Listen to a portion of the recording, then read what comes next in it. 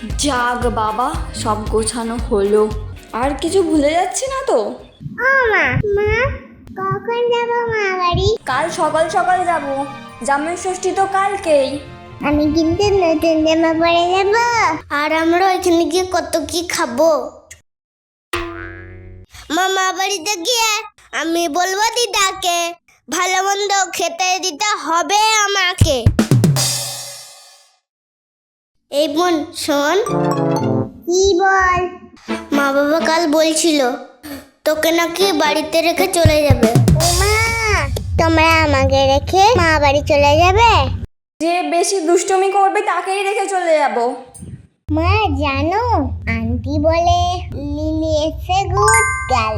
এই যে লিলিপুটি, যতই তুমি গুড গার্ল হও না কেন, কাল তোমাকে রেখেই আমরা চলে যাব। ও মা দেখো না দাদা কি বলছে।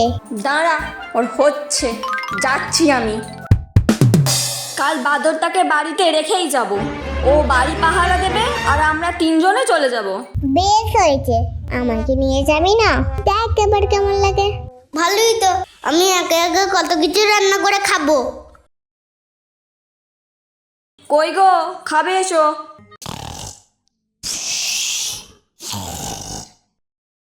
আহা গিন্নি, আমি কিছু খাবো না। আজ থেকে পেটটা খালি রাখতে হবে তো, কাল অত কিছু খাবার। আহা, ভাবলি আমার জিভে জল চলে আসছে। তোর আবার কি হলো?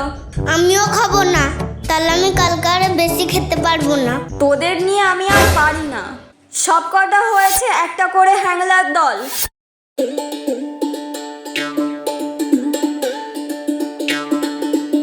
বাবা, আর একটু দই নাও, লজ্জা করে খেও না যেন। আজ কতদিন পর এসেছো। না না না না না, আর খেতে পারবো না, পেট একেবারে ভর্তি হয়ে গেছে। পারবে পারবে, সব পারবে। জানো বাবা কাল থেকে না খেয়ে আছে, আজকে জামাই ষষ্ঠীতে ভালো মন্দ খাবে বলে।